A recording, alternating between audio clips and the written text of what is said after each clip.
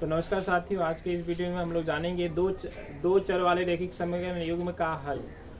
सबसे पहले हम लोग जानेंगे कि किस कंडीशन में अद्वितीय हल होता है, किस कंडीशन में कोई हल नहीं होता है, किस कंडीशन में अनेक हल होता है। तो इस दो चर वाले समीकरण युग्म में हम लोग जानेंगे। तो सबसे पहले दो समीकरण युग्म का जो हल होंगे, दो चर वाले रैखिक समीकरण युग्म का सवाल जब भी दिया रहेगा, इस प्रकार दो समीकरणों में दिया रहेगा, समीकरण 1 और समीकरण 2 में दिया रहेगा। सबसे पहले अगर हम लोग जानेंगे कि अद्वितीय हल का कंडीशन, तो अद्वितीय हल का कंडीशन होता है कि a1 बटे में a2 बराबर नहीं हो अगर b1 बटे b2, तो ये आपका अद्वितीय हल कहलाता है, अद्वितीय हल। और इसी को जब भी अद्वितीय हल होगा तो वो आपका प्रतिच्छेदी हल भी होगा, प्रतिच्छेदी हल, प्रतिच्छेदी हल। इसके बाद दूसरा, ये पहला कंडीशन है। दूसरा कंडीशन है कि अगर a1 बटे में a2 बराबर हो b1 बटे b2 और बराबर हो c1 बटे c2, यानी कि तीनों बराबर हो, a1 बटे a2 बराबर हो b1 बटे b2 बराबर हो c1 बटे c2, तो इस सिचुएशन में, इस कंडीशन में जो है ये आपका अनेक हल होंगे, अनेक हल, अनेक हल। और इसी को अगर देखा जाए तो ये आपका समपाती हल होगा, समपाती हल।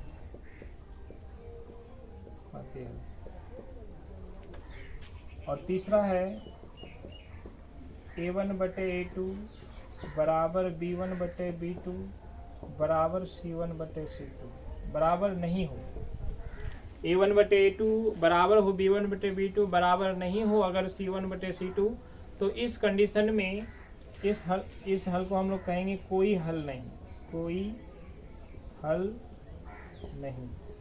और इसी को बोलेंगे हम लोग समांतर हल, समांतर हल।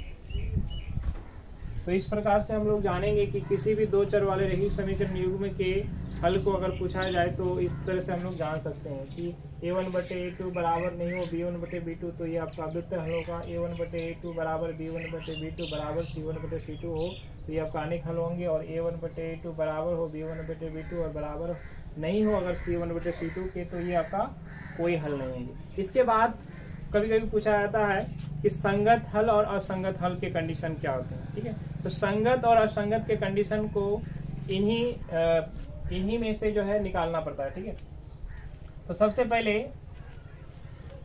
संगत और असंगत हो, इसके लिए सबसे पहले जानना होगा कि अगर मान लीजिए कोई भी समीकरण युग्म का अगर हल करने के बाद ये दोनों आ जाए, यानी कि a1 बटे a2 बराबर b1 बटे b2 नहीं हो, या फिर a1 बटे a2 बराबर b1 बटे b2 बराबर c1 बटे c2, तो ये आपका हो जाएगा संगत हल। यानी कि ये दोनों में से कोई एक कंडीशन को अगर ये फॉलो करता है, या तो ये आए या तो ये आए, a1 बटे a2 बराबर नहीं हो b1 बटे b2 या a1 बटे a2 बराबर हो b1 बटे b2 बराबर c1 बटे c2, ये अगर दोनों में से अगर हो तो ये आपका संगत हल होता है। और जब a1 बटे a2 बराबर b1 बटे b2 बराबर नहीं हो c1 बटे c2, तो ये आपका होता है असंगत हल, असंगत हल। तो इस तरह से सवालों को जब बनाएंगे तो सवालों के माध्यम से भी हम लोग जान सकते हैं कि किस तरह से संगत होगा, किस तरह से असंगत होगा। या फिर अगर पूछा जाए तो कि अद्वितीय हल कौन होगा, समांतर हल कौन होगा, समपाती हल को कैसे होगा, तो ये हम लोग इसको यूज करके जो है चीज़ों को। एक्सरसाइज 3.2 में हम लोगों का पूछा गया है कि अनुपात a1 बटे a2 b1 बटे b2 c1 बटे c2 की तुलना कर ज्ञात करें कि निम्न समीकरण युग्म द्वारा निरूपित रेखाएं एक बिंदु पर प्रतिच्छेदी करती है, समांतर है या समपाती है। तो प्रतिच्छेदी, समांतर या समपाती का कंडीशन हम लोग जाने कि किस तरह से समपाती होता है, किस तरह प्रतिच्छेदी होता है, किस तरह समांतर होता है। तो यहाँ पे 3 सवाल दिया गया, तीनों सवाल के माध्यम से हम लोग जानेंगे कि कैसे समपाती, कैसे समांतर और कैसे प्रतिच्छेदी को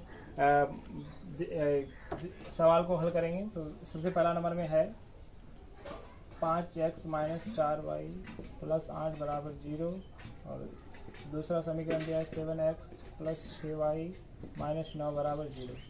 अब यहाँ पे समीकरण 2 दिया गया। समीकरण 1 में जो दिया गया, इसको a1 का मान 5, a1 का मान 5, b1 का मान -4, C1 का मान 8, A2 का मान 7, B2 का मान 6 और C2 का मान 9।